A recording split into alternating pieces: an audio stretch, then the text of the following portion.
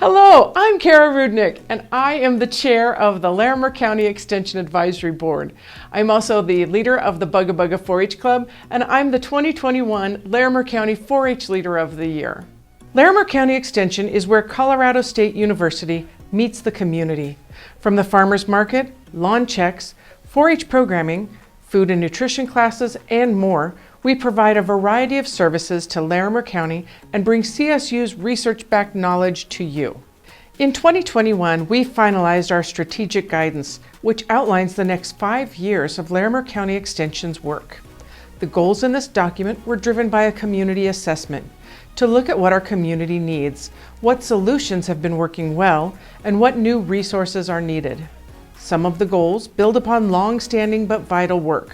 Other goals take us into new and innovative areas. COVID-19 has, of course, presented challenges that have required creative solutions. Our staff and volunteers have worked hard to adapt when necessary and haven't been scared to try new things. Our work and our strategic guidance is too broad to cover just in a short video, but let's highlight a few achievements from 2021 and look at where we're going next. Hi, my name is Amber Webb. I'm the Family Consumer Sciences Agent at the Larimer County Extension Office. I'm Adam Crow, and I'm the Economic Development Manager with Larimer County Economic and Workforce Development. So Adam, what does Larimer County Economic and Workforce Development do?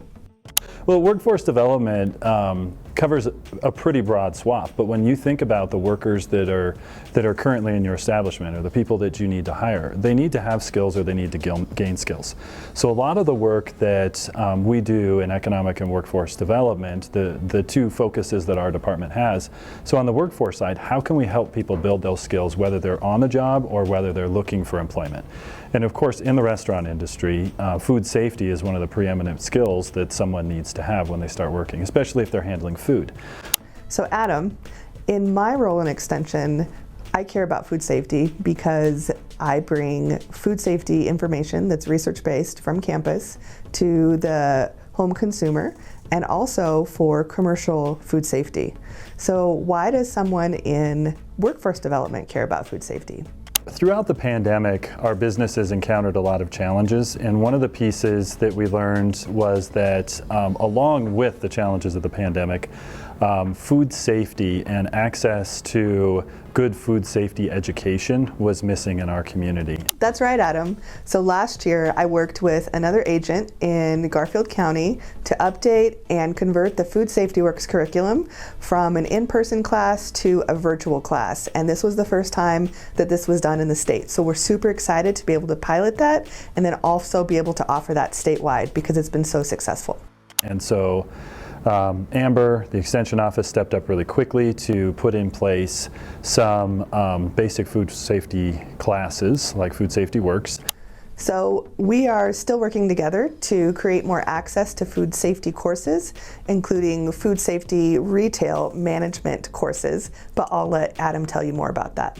As we are training individuals who are going to support overall food safety within a restaurant or some other retail food establishment, that there were food safety manager courses in place. Now those are still in development and they're really coming along nicely, and so with the hiring of a food safety extension agent. Actually, Adam, it's called a program coordinator for retail food safety. Program coordinator for retail food safety. All right, so it's a little different than what I've been saying. Okay. That's okay, Adam. So it's been a great partnership. Can't say enough about Amber, can't say enough about the folks over at the health department and helping to lead this charge and being very receptive.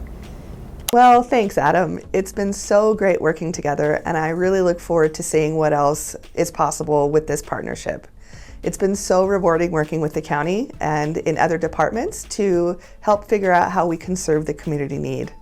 Another example of this is a really unique partnership with Larimer County Community Corrections, our Extension Office, and then also the CSU campus. My name's Joe Wilnow. I work for Larimer County Community Corrections. I'm a Senior Correctional Service Specialist. Hi, Joe. Why don't you tell the audience what we're worked on? So in late 2020, Amber and I started speaking about starting a nutrition class for in our residential treatment program.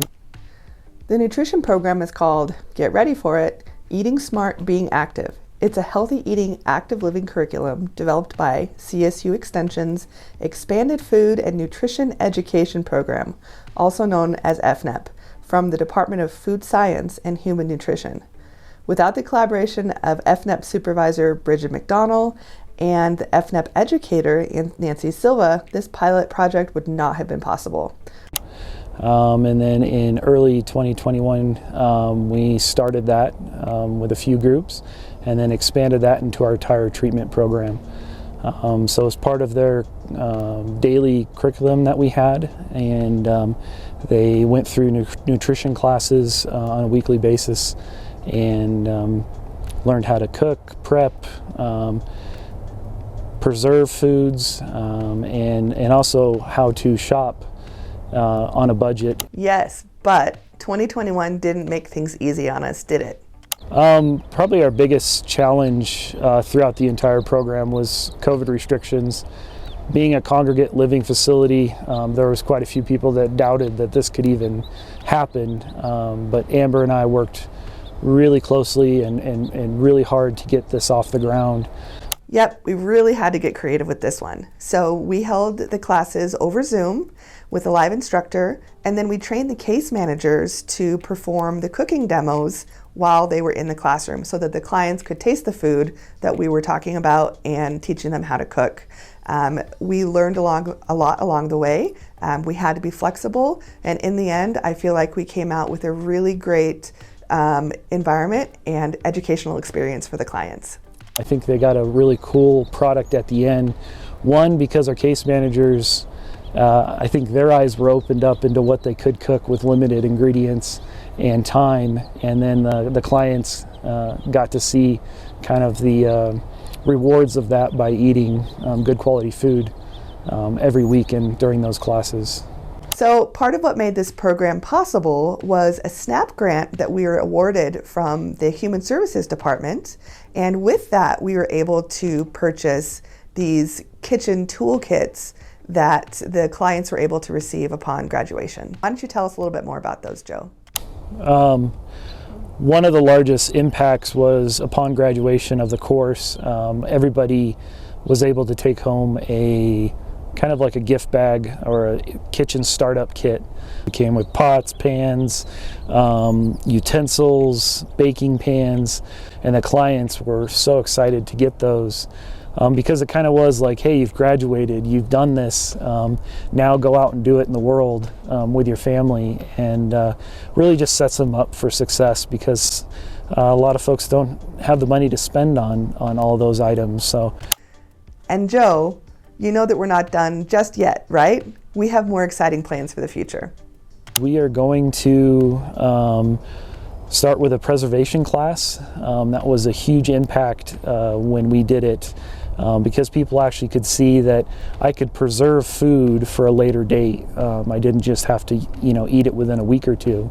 It's funny because we, around the facility, we would have these jars of vegetables that were canned, and everyone would be like, "Oh, are those done in the nutrition group?" And it was kind of a treat when we handed those out to staff. Well, now you're just making us hungry. We look forward to working with you more too. Many of you are familiar with the Colorado Master Gardener program. Master Gardeners are specially trained volunteers, and they're available year-round for questions and support. The Tree Team is a special part of the Master Gardeners program. Let's hear more about that. I'm Karen Hallberg. I'm Andrea Dunn. And I'm Allison O'Connor, the horticulture agent for Larimer County Extension. Karen and Andrea are both Tree Team members and Master Gardener volunteers. And we love trees. And we love trees. Hey, me too. Let's talk about trees. The Tree Team was started about 20 years ago as a response to a need by homeowners to have people physically present to look at their trees because it is difficult to diagnose some problems just from a photograph. That's right. And there are about 30 Tree Team members that make approximately 100 Tree Team visits in Larimer County every year. The work of the Tree Team is so important, and it brings a lot of benefits to Larimer County and our residents. Trees provide such cooling, and they sequester the CO2. So they're so incredibly important for the health of not just the community and the county, but the whole state and planet. Mm-hmm. Tree team members go through extra training so that they are able to identify the different tree species, and they also become expert diagnosticians. In fact, the extra education is one reason why many master gardeners become tree team volunteers. I love the educational part of it because you're always learning. You're always learning about tree ID and diseases and insects, and that's one of the really wonderful things about being on tree team. Because tree diagnostics can be really intimidating, new tree team members actually get to work under the guidance of an experienced tree team member. So they do the training and then they go out on site visits with someone with more experience. But it's so worth it, right? It's just a really fun way to feel a part of a community. Yeah. Thank you so much for all your hard work, our tree team members. We really appreciate you. As previously mentioned, in 2021, the Larimer County Extension Strategic Guidance was finalized. This document creates a 5-year roadmap for our efforts. We can't go over the full document today, but we want to share with you some of our progress on our emphasis on increasing diversity, equity, and inclusion in our programs. Me llamo Aloha Arceo. Hi, I'm Lisa Auer. I'm the FLTI Site Coordinator, Diversity, Equity, and Inclusion Support Person in our office. Soy psicóloga inmigrante venezolana que tengo 6 años viviendo en los Estados Unidos. Trabajo como enlace familiar para el Distrito Escolar Poudre y tengo como función servir de puente entre la comunidad hispanohablante y el sistema escolar. FLTI stands for Family Leadership Training Institute.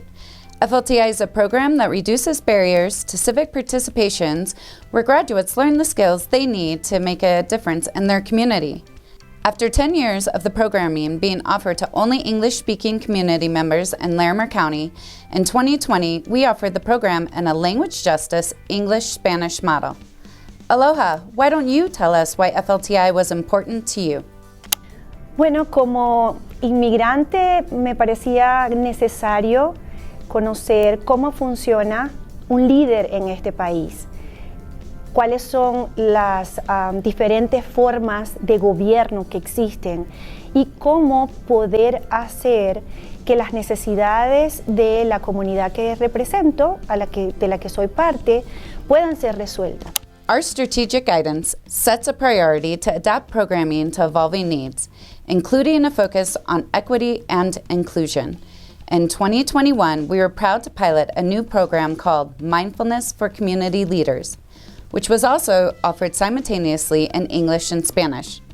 Aloha took part in that group. What did it mean to you?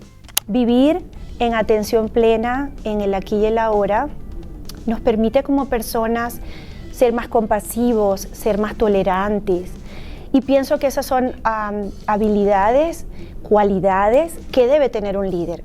Luego de que tengamos la conciencia plena de lo que cada uno es, de su identidad, de sus creencias, podemos ser líderes de mayor impacto, líderes mucho más abiertos a aceptar la diversidad, a aceptar la inclusión y a ser más tolerantes. We are excited to dedicate the resources necessary to be able to offer programs to community members who are primary Spanish speakers. As Aloha will tell you, it makes a difference to the class participants. Aprender requiere que nosotros tengamos un estado mental de serenidad y estar relajados. Entonces, cuando además que tú estás aprendiendo contenidos nuevos, tienes la oportunidad de participar, de razonar y de entender en tu propio idioma, pienso que el aprendizaje se hace más efectivo. El país es un país diverso, somos un país de inmigrantes. La comunidad hispana representa casi el 18% de la población. Entonces, tener esa experiencia en un ambiente de aprendizaje me parece que enseña a los líderes de los dos lados, tanto los que hablan inglés como los que hablan español, en lo que es, cómo funciona una comunidad. Yo pienso que es sumamente valioso. Thanks so much, Aloha. This past year, we've been able to offer programming to Spanish speakers, such as our Radon workshops, our Market Ambassador program for the Farmers Market, and we worked with statewide partners to offer cottage foods and gardening webinars. As outlined in our strategic guidance, our work will expand these efforts, such as piloting programs like Juntos 4-H and finding new educational opportunities to offer in Spanish. Thank you for watching. We appreciate your time and investment in the Larimer County Extension. We're looking forward to what 2022 has to bring.